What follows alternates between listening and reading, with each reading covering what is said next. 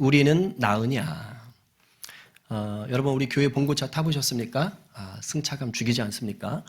저게 저랩에도 이제 12년이 넘어간 차예요.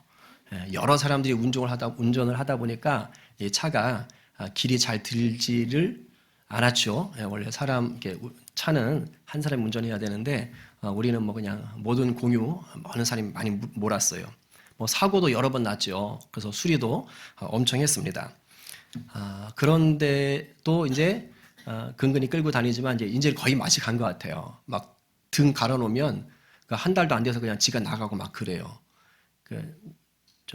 승차석 뒤쪽에 그 잠금 장치 있잖아요. 이거는 한 두어 번 갈았는데 고쳤는데도 안 고쳐져. 그래가지고 요즘은 그냥 고장난 채로 다녀요. 그래서 가끔 제가 내려서 문을 열어드리는 이제 기사 노릇까지 해야 되고 도어맨도 하고 막 그럽니다. 그러다가 문득 이런 생각이 들었어요. 우리 성도들이 타고 다니는 차는 괜찮을까?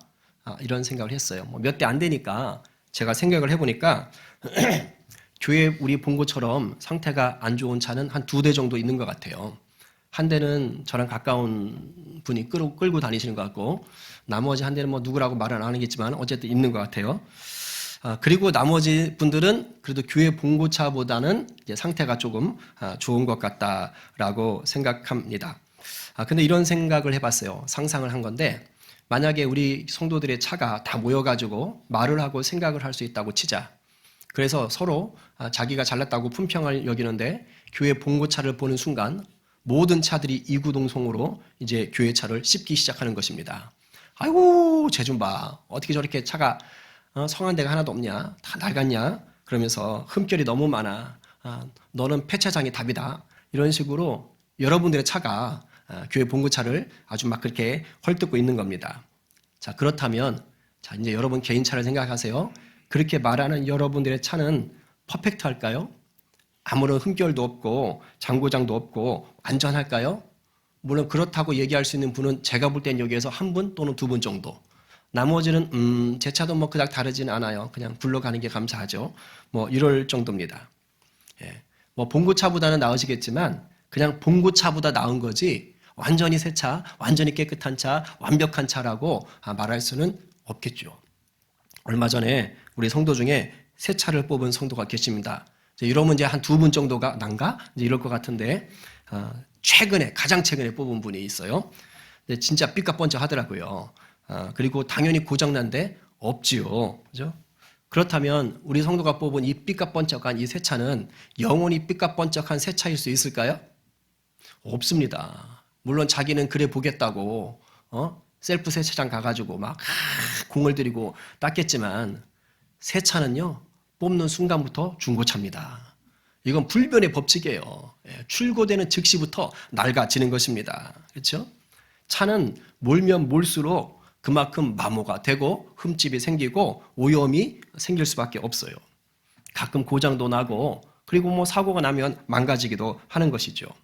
그러니까 뭐 차를 비교할 때 어느 기준을 놓고 좀 더 나으냐, 좀 더 좋냐, 요건 따질 수 있겠지만 나는 영원히 삐까뻔쩍한 차다. 나는 영원히 퍼펙트한 새 차다. 이렇게 우길 수 있는 차는 한 대도 없어요. 제가 왜 이런 얘기를 하느냐? 인간도 다르지 않기 때문입니다. 나보다 더 착한 사람은 찾을 수 있어요, 없어요? 물론 또 없어요. 그러면 이제 굉장히 교만한 것이고 나보다 좀 더 착한 사람 찾을 수 있겠죠. 그렇죠? 그리고 나보다 좀 더 나쁜 사람 많이 찾을 수 있겠죠. 그렇죠? 그럴 수는 있어요. 그러나 죄가 전혀 없는 사람, 죄를 전혀 짓지 않는 사람은 찾을 수 있을까요? 없습니다. 저요? 이러면 큰일 나는 거예요, 이 시간. 정말 죄가 하나도 없어요. 나는 지은 적도 없고 앞으로도 죄를 짓지 않아요. 이럴 수 있는 사람은 이 땅에 한 명도 없어요. 오늘 본문이요, 이 부분을 지금 다룹니다. 여러분, 너무도 사실은 기본이고 중요한 교리인데 이게 와닿지 않을 수도 있어요. 왜? 그냥 우리가 당연하다고 생각해서. 그래서 제가 주님 앞에 간절히 기도했어요. 이 너무 당연한 교리지만 이것이 우리들에게 큰 찔림이 되게 하시고 다시 한번 도전이 되게 하셔서 정말 종교인이 아니라 예수의 참 제자로 서는 그런 은혜의 시간이 되게 해주십시오. 이 은혜가 여러분들에게 충만하기를 간절히 축복합니다. 아멘이에요. 9절 말씀을 받습니다. 함께 시작. 그러면 어떠하냐? 우리는 나으냐? 결코 아니라 유대인이나 헬라인이나 다 죄 아래 있다고 우리가 이미 선언하였느니라. 자, 여기서 우리는 나으냐 할 때 이 우리가 누구냐? 사도 바울은 유대인이에요, 헬라인이에요? 유대인이죠. 뼛속까지 유대인입니다. 그 유대인, 자기를 포함해서 지금 유대인들을 얘기하는 거예요. 우리가 나으냐? 우리가 이방인보다 나으냐? 우리가 헬라인보다 나으냐? 이 얘기를 하고 있는 거예요. 그러니까 여기서 말하는 이 우리는 어떤 우리냐? 물론 사도 바울이라기보다는 유대인을 얘기하는데 이방인들을 개 취급하면서 우리는 니네와 질적으로 달라. 우리는 아주 특별해.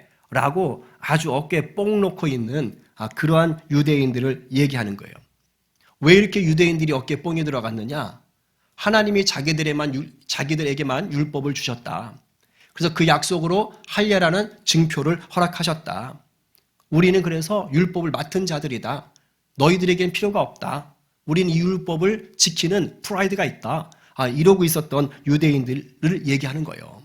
근데 사도 바울이 그러면 우리는 나으냐? 이렇게 얘기하는 거예요. 그러니까 너희라고 안 하고 자기도 유대인이니까 그럼 우리는 과연 이방인들보다 헬라인보다 나으냐? 라고 얘기하는 거예요. 그러면서 사도 바울의 대답이 우리가 그 지난주 봤던 본문에서 뭐였어요? 오케이, 인정할게. 분명히 나은 점이 있어. 유대인만 율법을 받은 것 맞아. 그리고 유대인이 약속의 표시로 할례를 받은 것도 맞아. 오케이, 내가 그거 인정할게. 그러나 그 다음 말이 그거예요. 그러나 너희들이 이러한 특권을 가졌다고 해서 유대인에게 죄가 없거나 유대인이 죄를 짓지 않을 수 있다라는 것은 아니지. 또 너희들이 죄를 지었다고 했을 때 하나님이 너희들이 유대인이라고 해서 죄를 모른 척하거나 그냥 죄를 무조건 용서해 주시거나 그런 것도 절대 아니야. 너희들 한번 돌아봐봐. 너희들에게 엄청난 특권이 주어졌는데 그걸로 세상에 빛이 되라고 주신 거잖아. 세상을 구원하라고 마중물이 되라고 주신 거잖아. 근데 너희들 그렇게 쓰지 않았잖아. 오히려 그 특권을 가지고 아주 교묘하게 이방인보다 더 못할 죄들을 지었잖아. 그러면서 뭘 잘났다 그래? 너희들이 그러므로 하나님을 더 모독했잖아. 차라리 율법이라도 안 받았으면 모를까. 율법까지 받고 죄를 지으니 하나님이 얼마나 창피하시겠니? 너희들에게 심판이 비껴갈 수 있겠어? 웃기지 마. 너희들은 진노의 심판의 대상이야 라고 지금 사도 바울이 엄포를 놓은 거예요. 그러면서 지금 오늘 이 본문을 들어오는 겁니다. 죄의 문제에 있어서만큼은 지금 너희들 유대인이나 물론 자기도 포함되겠지만 이방인, 헬라인이나 상관이 없어. 똑같아. 유대인이라고 더 나은 게 없단 말이야 라고 얘기하는 거예요. 여기서 헬라인은 이방인 전체를 얘기하는 거예요. 그러니까 유대인이나 헬라인이나 다 지금 죄 아래 있다라고 구절에서 얘기할 때는 이 세상 모든 사람들이 죄 아래 있다는 거예요. 달리 말하면 인간은 그 누구도 죄의 문제에 있어서만큼은 스스로 문제를 해결할 수 있다 없다? 없다라는 뜻입니다. 인정하십니까? 이게 굉장히 중요합니다. 왜냐하면 이거를 인정하지 않는 사람들이 하나님을 믿지 못하는 거거든요. 여기에서 구원이 시작되는 거예요. 공동 번역은요, 이 죄 아래 있다라는 이 번역을 어떻게 번역했냐면 죄에 사로잡혀 있다라고 번역했어요. 좀 더 와닿지요? 그러니까 유대인이든 헬라인이든 이 세상 모든 사람들은 달리 말하면 지금 예수를 믿든 안 믿든 사실 이 세상 모든 사람들은 뭐라는 거예요? 죄에 사로잡혀 있다. 이 얘기를 그냥 선포하는 거예요. 때리는 거예요. 근데 이런 말을 하면 어떤 분들은 마음속에 조금 거북스러운 분들도 있어요. 뭔가 좀 착하게 산다고 생각하시는 분들은 좀 불편할 수 있어요. 그러면서 주위에 법 없이도 살만한 사람이 떠오를 수도 있어요. 혹시 있나요? 주위에 가족이나 친구 중에? 아니에요? 다 나보다 나빠요? 내가 아는 분들 중에 야 정말 저 사람은 법 없이도 살만한 사람이지. 그런 사람이 주위에 한두 명씩은 좀 보여야 됩니다. 안 그러면 조금 그런 거예요.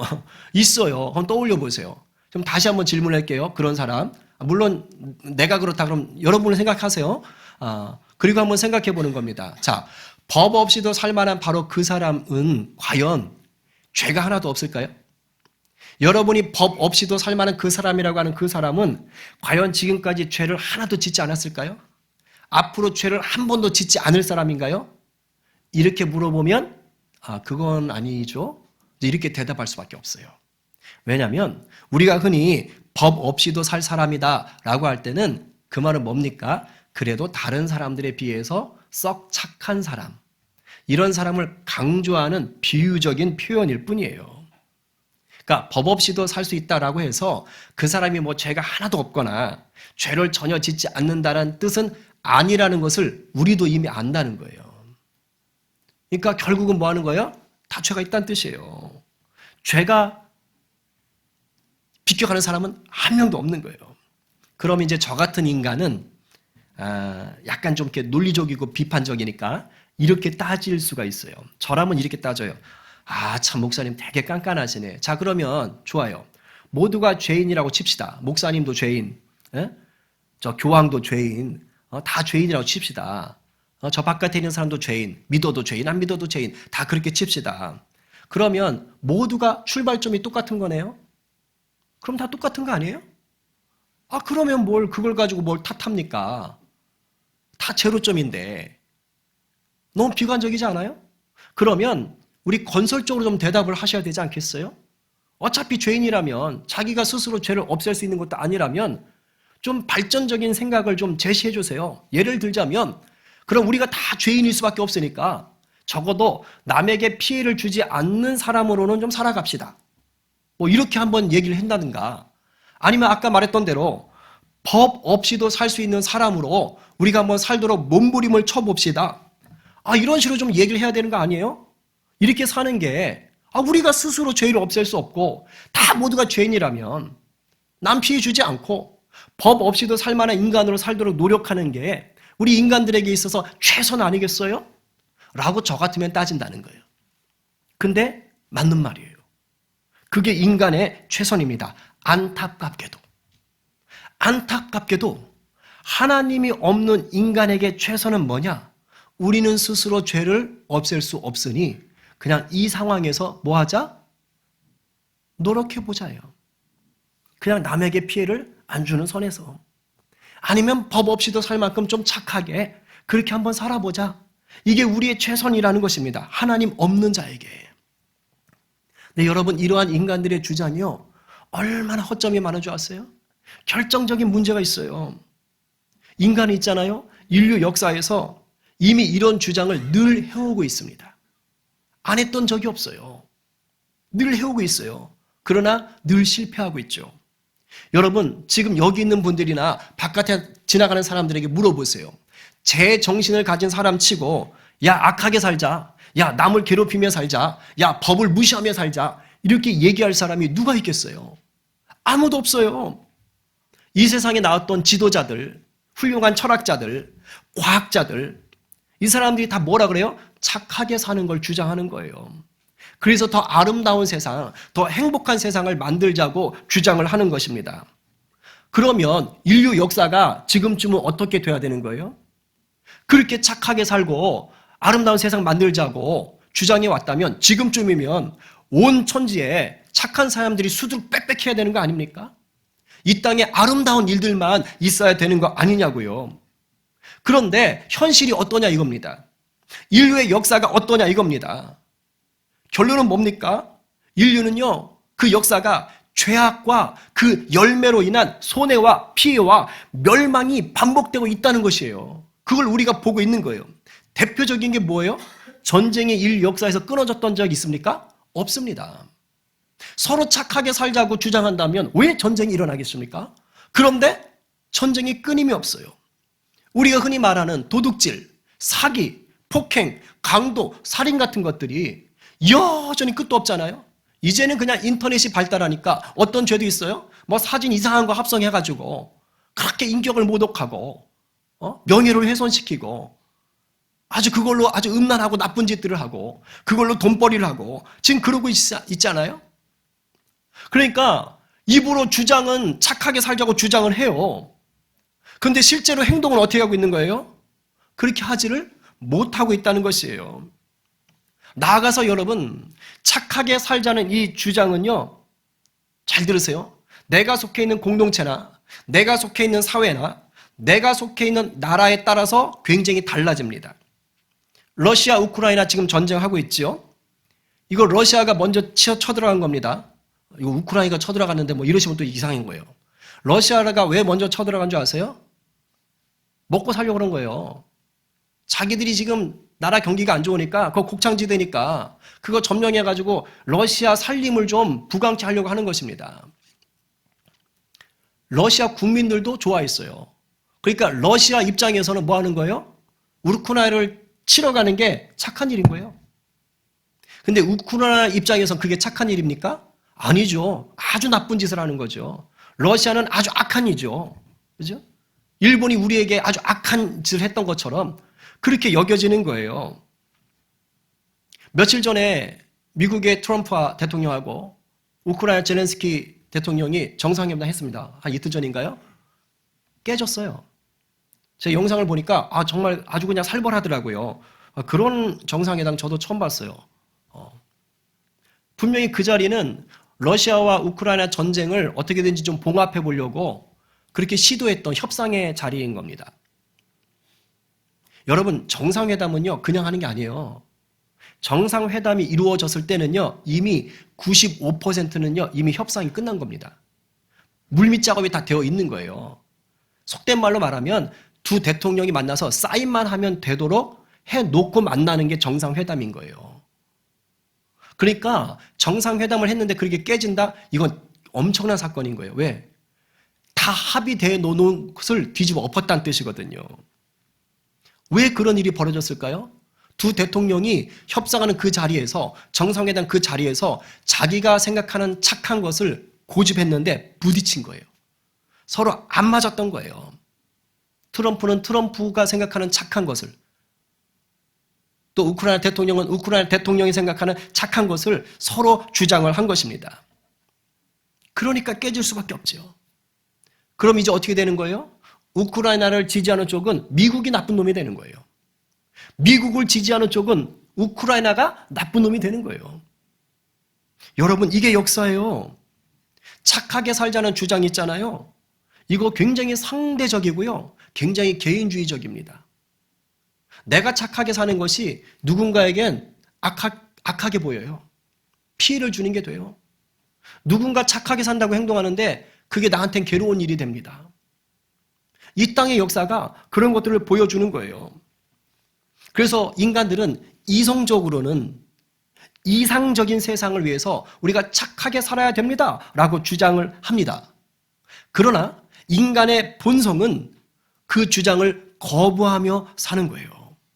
달리 말해 인간의 본성은 악하고 죄를 범할 수밖에 없다는 것을 뭐가 증명한다고요? 역사가 증명해주고 있는 것입니다. 구태여 성경책 안 찾아봐도 돼요. 그 인본주의가 최고 고점에 올랐던 그 시기 때요. 뭐가 터졌는지 아세요? 세계 제1차, 2차 대전이 터지는 거예요. 그때 인간의 우월함을 생각했던 자들이 다 실망을 해버리잖아요. 안 된다는 걸 깨달은 거예요. 안 된다는 걸. 인간이 유토피아를 만들 수 있다고 생각했는데 안 된다는 걸 그 전쟁을 통해서 깨달았던 겁니다. 여러분, 우리 주위에 법 없이도 살만한 사람 있을 수 있어요. 여러분이 바로 그런 사람들일 수도 있어요. 다른 사람들에 비하면 정말 죄를 거의 안 짓고 사는 것처럼 보일 수 있어요. 제가 볼 땐 여러분들이 바로 그런 사람일 것 같아. 세상 사람들이 여러분 볼 때는, 직장에서 여러분 볼 때는 야, 정말 저 사람은 법 없이도 살 사람인 것 같아. 어쩜 말을 이렇게 곱게 하니? 어쩜 저렇게 행동하는 것이 올바르니? 아닌가? 그렇게 볼 수도 있는 겁니다. 마치 폐차 직전에 있는 우리 교회 봉고차 옆에 삐까뻔쩍한 새 차가 있는 것처럼 여러분들이 그렇게 훌륭해 보일 수도 있습니다. 그러나 그럼에도 불구하고 본성으로 보면 어떻다고요? 죄에 사로잡혀 있는 영락 없는 죄인들이라는 것입니다. 인정하십니까? 이게 인정돼야 되는 거예요. 우리 본당 옆에 감나무, 밤나무가 있죠? 있습니다. 자, 저 감나무에 감 열매가 몇 개가 열려야 감나무가 될까요? 질문이 웃기죠? 감나무에 감나무가 몇 개가 열려야 감나무예요. 감나무에 감나무 열매가 하나 열렸어. 그럼 기분 나빠서 저거 너 감나무 해지 마! 이렇게 하면 되는 거예요? 아니에요. 감나무에 감나무 열매가 몇 개가 열리든 아무 상관없어요. 하나가 열려도 감나무, 100개가 열려도 감나무. 설령 올해 나무에 감나무 열매가 한 개도 안 열려도 그 나무는 무슨 나무? 대나무? 아니에요. 감나무예요. 왜요? 열매 개수와 상관없이 본성이 감나무인 것입니다. 이거 굉장히 중요한 거예요. 무슨 말이냐면 인간도 똑같아요. 죄에 있어서. 겉으로 드러나는 죄의 열매가 많으냐 적으냐로 얘는 죄인이다 아니다를 판단하는 게 아닙니다. 이걸 아셔야 돼요. 죄의 열매 때문에 우리가 죄인이 되는 게 아니에요. 달리 말하면 죄를 지었기 때문에 죄인이 되는 것이 아니라고요. 그게 아니라 감나무니까 감나무를 여는 거, 열매를 맺듯이 우리가 죄인이기 때문에 죄의 열매가 맺히는 거예요. 단지 드러났을 때 그게 개수의 차이, 모양의 차이가 있을 뿐이에요. 이걸 아셔야 돼요. 인간의 본성은요, 죄에 사로잡혀 있는 겁니다. 그런 존재입니다. 내게 죄의 열매가 하나밖에 없다고 나는 퍼펙트해. 나는 완전해. 나는 법 없이도 살 수 있어. 이런 생각을 하지 말란 뜻이에요. 모두가 죄의 본성을 가지고 있다는 것입니다. 원죄에 대한 부분들은 제가 나중에 로마서에서 다루기 때문에 그때 좀 더 얘기할게요. 바로 이러한 인간의 죄된 본성을 지금 사도 바울이 이 10절에서부터 18절까지 적나라하게 고발을 합니다. 겉으로 드러나는 하나하나의 죄의 열매, 한 사람 한 사람의 죄의 열매라기보단 인간의 죄의 본성이 어떤 식으로 드러날 수밖에 없는지를 보여주는 그런 구절이에요. 자, 이것을 한번 읽을 텐데 짧아요. 읽을 텐데 이런 마음으로 읽으세요.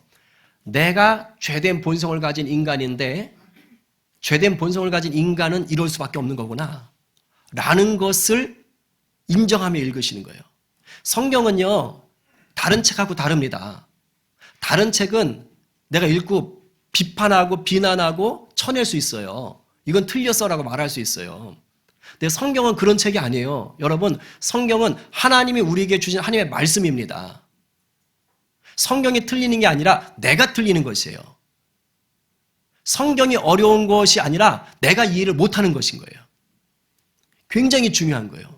성경을 생각으로 난도질 하지 마시고 여러분의 이성으로 난도질 하지 마시고 오늘 이 10절부터 18절의 말씀이 인간 본성에 죄된 것을 적나라하게 알려주시는 하나님의 말씀이구나. 나도 예외가 아니구나 라는 것으로 한번 여러분들이 받아보세요. 한번 읽어볼까요? 자, 시작. 기록된 바 의인은 없나니 하나도 없으며 깨닫는 자도 없고 하나님을 찾는 자도 없고 다 치우쳐 함께 무익하게 되고 선을 행하는 자는 없나니 하나도 없도다. 그들의 목구멍은 열린 무덤이요 그 혀로는 속임을 일삼으며 그 입술에는 독사의 독이 있고 그 입에는 저주와 악독이 가득하고 귀발은 피 흘리는데 빠른지라. 파멸과 고생이 그 길에 있어 평강의 길을 알지 못하였고 그들의 눈앞에 하나님을 두려워함이 없느니라 함과 같으니라. 아멘. 여러분들이 이거 볼 때는 나는 이 정도는 아닌데 내 입에 무슨 저주와 그 악독이 가득해? 내 발이 무슨 피를 흘리는데 빨라? 이렇게 생각하실 수 있어요. 이 말은 한 개인의 드러나는 죄를 얘기하는 것이 아니고 인간이라는 그 존재들에 대한 본성적인 악함이 어떤 식으로 펼쳐지는지를 지금 알려주는 거예요. 이 구절을 하나하나씩 풀지는 않겠습니다. 단지 딱 봐도 뭡니까? 인간이란 존재가 성한 게 아니구나. 전적으로 부패했고 전적으로 타락했다는 것을 보여주고 있구나 라는 것을 알 수 있어요. 근데 사도 바울이 이런 얘기를 이제 처음 하는 게 아니에요. 기억하십니까? 1장 18절부터 이미 이런 얘기를 하고 있었어요. 하나님이 이 땅에 있는 모든 피조물들이 인간들에게 하나님을 알 수 있는 장치를 주셨다 안 주셨다? 주셨다. 마음속에도 주셨고 자연 생태계를 보면서도 깨닫게 하셨다는 거예요. 그러니까 변명할 수 없는 거예요. 난 하나님 몰라요. 알려줬어야 알지요. 이 말을 못하게 하신 거예요. 그런데도 불구하고 인간들이 어떻게 한 겁니까? 하나님을 거부한 거예요. 나 하나님 알기 싫어. 등 돌려버린 것입니다. 하나님을 마음에 두기를 싫어한 것입니다. 그래서 어떻게 된 거예요? 하나님이 그 싫어하는 마음대로 내버려 둔 거예요. 그랬더니 온갖 죄악들이 펼쳐졌다 그랬잖아요. 심지어 어떤 죄까지 했어요? 하나님의 창조 원리를 거스리는 동성애적인 죄까지도 짓게 되었다는 거 아닙니까? 이것은 주로 이방인들에 대한 얘기였는데 그 다음에 얘기한 게 뭐예요? 유대인들 아니었습니까? 유대인들 보고 너희들은 율법을 받았는데도 더 교묘하게 죄를 지었잖아 라고 얘기를 한 거예요. 그러니까 율법 없는 이방인은 율법 없이 죄를 지었고 율법을 가진 유대인들은 율법을 가지고 죄를 지었던 거예요. 유대인이든 이방인이든 그런데 문제는 그 죄에서 스스로를 해결할 수가 없다라는 거예요. 오늘 본문이 그 이유를 말하는 거예요. 왜요? 하나님을 두려워하지 않았다는 뜻이에요. 하나님을 경외하지 않았다는 것이에요. 하나님을 찾지 않았다는 것이에요. 달리 말하면 내가 주인 되어 살았다는 뜻입니다. 내가 주인 되어 살았다. 지금 사도 바울은 유대인들이 이방인보다 결코 낫지 않다는 것을 얘기하는데 이 10절부터 18절까지는 특별히 유대인들이 율법이라고 중요하게 여기는 그 구약 성경 안에서 구절들을 다 뽑아온 것입니다. 이렇게 한 이유가 있어요. 왜? 그 잘난 유대인들에게 말하지 못하게 하려고, 딴소리 못하게 하려고. 니네 율법 니네만 받았다며 거기에 이렇게 써 있어. 그거 얘기하는 거예요. 그게 19절입니다. 읽어봅니다. 시작. 우리가 알거니와 무릇 율법이 말하는 바는 율법 아래에 있는 자들에게 말하는 것이니 이는 모든 입을 막고 온 세상으로 하나님의 심판 아래에 있게 하려 함이라. 율법이 말하는 바는 율법 아래에 있는 자들에게 말하는 것이니, 이 말은 유대인들아 너희만 율법 받았다며, 그래서 그 율법은 너희들에게만 얘기하는 거라며. 그렇지? 그래, 그렇다고 치자. 그럼 율법을 너희만 받았고 그 율법을 너희만 듣고 있으니까 그 율법에서 뭐라고 하더냐? 아까 10절부터 18절까지 그 율법에서 얘기한 거 들었지? 너희들이 죄인이래. 너희들이 전적으로 타락했대.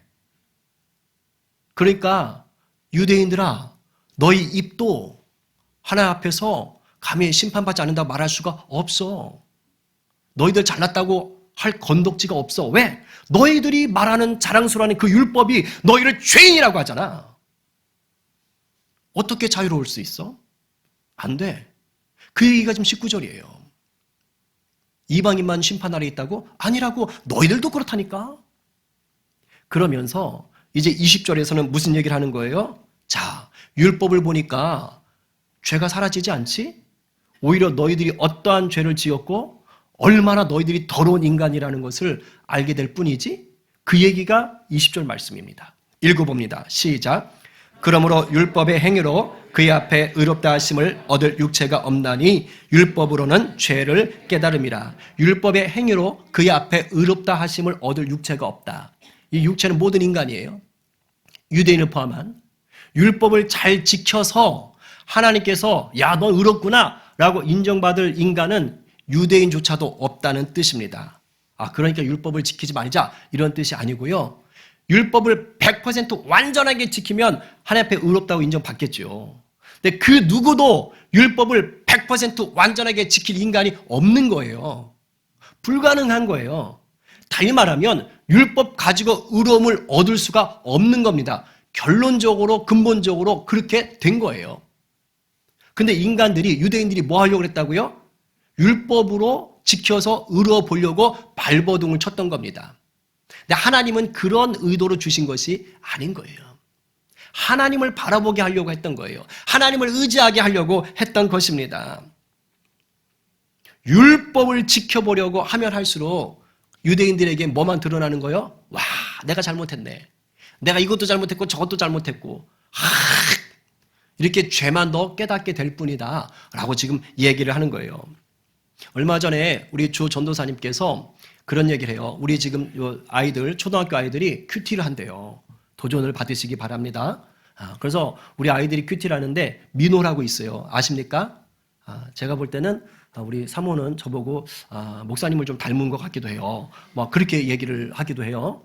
그리고 장난치는 것도 똑같은 것 같기도 하고. 하여튼 개구장이에요. 개구장인데 내 개가 또 큐티는 되게 열심히 한대요. 그래가지고 그러니까 단톡방이 있나 봐요. 그래서 자기가 큐티한 걸 올렸대요. 근데 잠언을 큐티할 때였는데 하루는 그렇게 올렸대요. 단톡방에. 전도사님, 오늘 제가 본문을 성경을 읽고 났더니요, 제가 얼마나 큰 죄인인지를 알게 됐어요. 초등학교 4학년 올해. 이게 작년 사건인가? 어쨌든 4학년 아이가. 제가 두 가지 생각이 들었어요. 일단 하나는 그 나이에 말씀을 읽고 이런 걸 깨달아 참 기특하다. 두 번째, 도대체 어떻게 살길래? 근데 분명한 것은 뭡니까? 우리 민호라는 친구가 그 잠언의 말씀 그 부분을 읽기 전까지는 자기가 그게 죄라는 것을 알았다 몰랐다? 몰랐다. 몰랐던 거예요.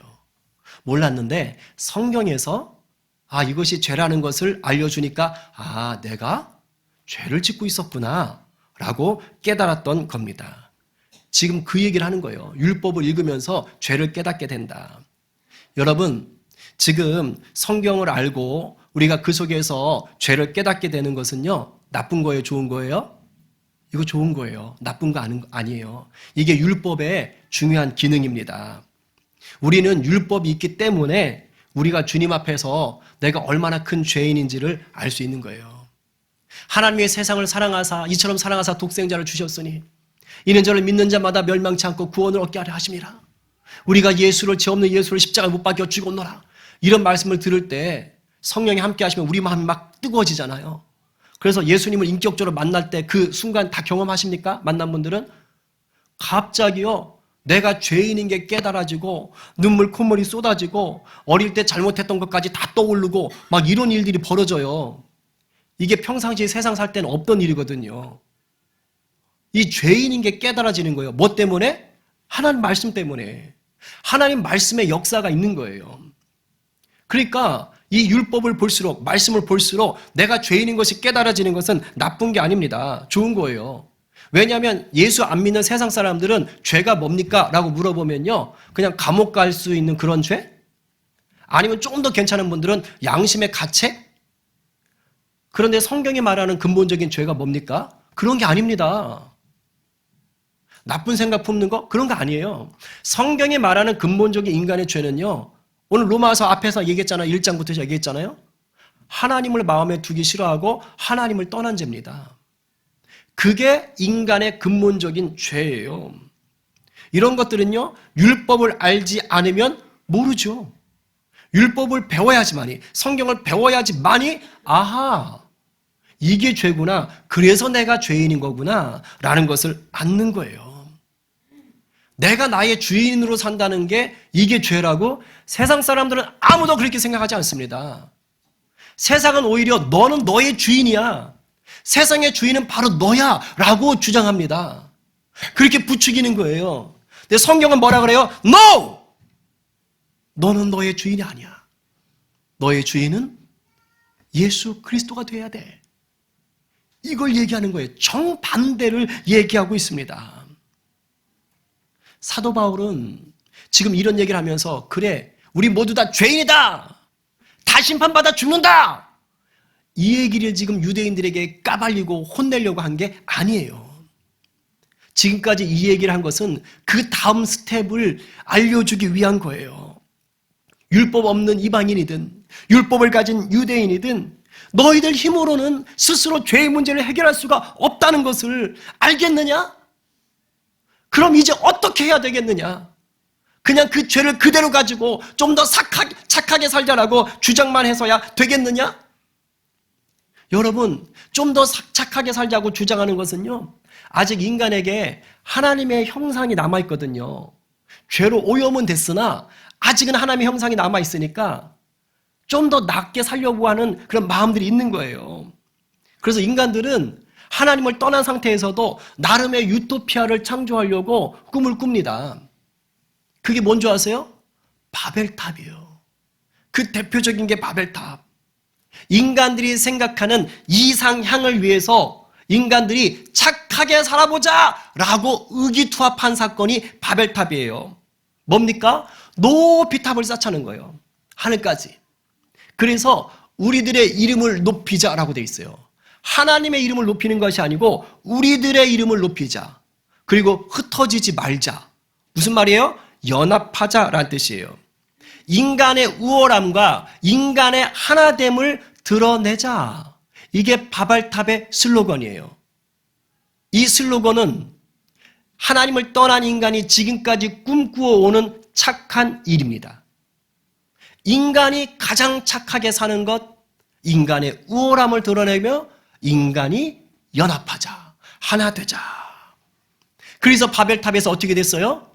으쌰으쌰 착한 일을 위해 힘을 모으자. 그래서 사람들이 모은 거예요. 그래가지고 벽돌을 만들어가지고 탑을 쌓기 시작했습니다. 결과는 어떻게 됐지요? 나중에 다 흩어집니다. 왜일까요? 탑을 쌓는 그 행동이 결국 교만이었고 하나님을 버린 행동이었기 때문이에요. 죄였기 때문이에요. 왜 그럴까요? 하나님은 인간을 창조하신 후에 명령하셨어요. 어떻게 하라? 생육하고 번성하여 땅에 충만하라, 다스리라. 달리 말하면 자기들끼리 멈춰서서 자기들의 이름을 내기 위해서 탑을 쌓으면 안 되는 거예요. 땅 끝까지 흩어져서 하나님의 이름을 높이기 위해서 하나님의 파트너로 일해야 되는 것입니다. 근데 그걸 거역한 거예요. 야야야, 하나님 필요 없어.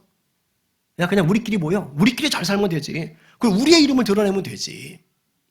이 얘기를 했던 것입니다. 잘 들으세요. 하나님이 없는 인간의 최선은 결국 바벨탑을 쌓는 헛수고가 될 뿐입니다.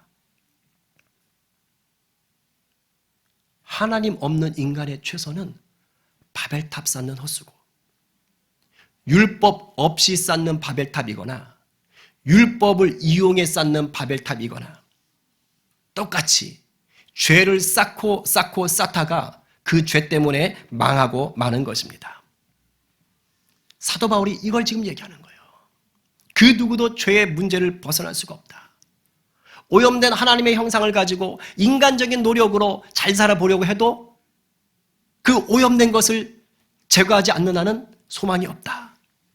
너희들 스스로의 힘으로는 지옥의 문을 벗어날 수가 없다. 그럼 어떻게 해야 되겠느냐? 죄의 문제를 벗어나게 해줄 수 있는 방법, 지옥이 아닌 천국으로 들어갈 수 있는 방법, 그게 있다. 그것은 이 땅에 유일한 방법으로 하나 있다. 인간에게 주어진 길이요 진리요 생명의 것이다. 그것이 무엇인지 우리는 다 알고 있습니다. 그게 무엇입니까? 바로 하나님이 우리에게 보내주신 예수 그리스도이신 것입니다. 아멘입니까? 믿습니까? 여러분, 예수님이 우리를 구원할 수 있는 이유는요, 우리 같은 인간들보다 조금 더 나은 인간이어서가 아닙니다. 그냥 좀 더 나아서가 아니에요. 그게 아니라 하나님이 우리를 사랑하셔서 우리를 구원하시려고 신이 죄 없는 인간이 되신 유일한 분이시기 때문인 것입니다. 여기에 구원의 소망이 있어요. 왜? 우리가 똑같은 인간으로는 좀 더 낫냐 나쁘냐의 차이만 있을 뿐 어차피 죄인이기 때문에 오직 유일한 죄 없는 분으로만 우리를 구원할 수가 있는 것이에요. 이제 슬슬 마무리하려고 해요. 지금 이 자리에 앉아 계신 저와 여러분 모두는 이미 우리가 구원자 예수님을 믿는다고 하는 분들입니다. 맞지요? 그렇다면 묻겠습니다. 여러분들의 삶의 자리에 여러분들의 삶의 내용은 무엇으로 채워지고 있습니까? 날마다 구원자 예수 그리스도를 정말로 주인을 삼고 그분의 말씀인 성경을 그분의 음성으로 내가 구하며 그 말씀을 성취하기 위해 발버둥 치십니까? 아니면 그냥 성경을 읽긴 읽는데 읽다가 또 읽었던 성경에서 어떤 내 죄를 찌르는 것들을 발견하고서는 또 내가 죄 졌네. 또는 요게 죄니까 요 정도까지는 괜찮겠지. 이렇게 줄타기 하면서 그저 그런 종교인으로 살고 있지는 않습니까? 종교인으로 사는 교인이 정말 많습니다. 여러분, 우리가 불신자보다 더 나으려면요, 종교인으로 사셔서는 안 됩니다. 그건 좀 더 나은 죄인일 뿐이에요. 오직 예수 그리스도의 십자가와 부활 아래에 머물 때만 우리가 비로소 불신자와 질적으로 다른 더 나은 인생을 살 수가 있는 것입니다. 예수 그리스도로 인하여 의롭다 여김을 받는 진정한 하나님의 자녀가 될 수 있는 거예요. 도덕적으로 더 완벽하냐? 법을 더 완전히 지켰냐? 그 문제가 아닌 것입니다. 오늘 누가 자신을 좀 돌아보시며 전적인 타락과 전적인 부패에 묶여있던 나를 전적인 은혜로 구원하신 내 주님께 다시금 감사하며 기뻐하시겠습니까? 오늘 누가 십자가의 보혈로 우리를 의롭다 인정하신 주님께 감사하시면서 주님의 말씀이 우리 삶의 자리를 채워갈 수 있도록 또다시 도전하시겠어요? 오늘 이 말씀에 아멘으로 화답하며 겸손하게 우리 주님과 동행하며 말씀을 살기로 결단하는 저와 여러분 모두가 되기를 간절히 축원합니다. 아멘입니다.